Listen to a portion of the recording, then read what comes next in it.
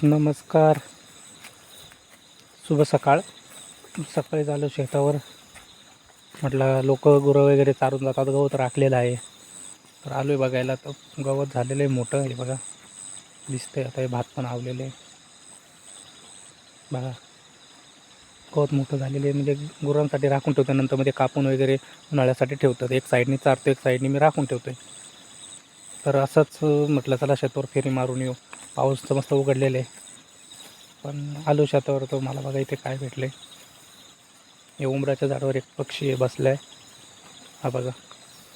तुम्हाला दाखवतो मी. तो अंडी वगैरे त्यांनी घातलेली आहेत.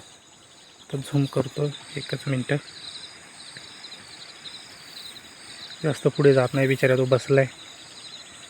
हे बघा, ही शेपूट बघा त्याची. जास्त पुढे गेलं तो उठून पळेल.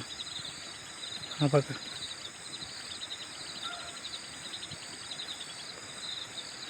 हा बघा इथे बसलेले. त्याचे अंडे आहेत. मी 2-3 दिवस झालं बघितले त्याला. तो बिचारा तिथेच बसतोय. कोणी जर बघितलं तर बिचारा त्याला मारतील. म्हणून मी त्याला हात पण लावत नाही. जाऊ दे, बसले तर बसू दे. कारण त्याचे 2 का 3 अंडे आहेत. त्या दिवशी बघितले मी.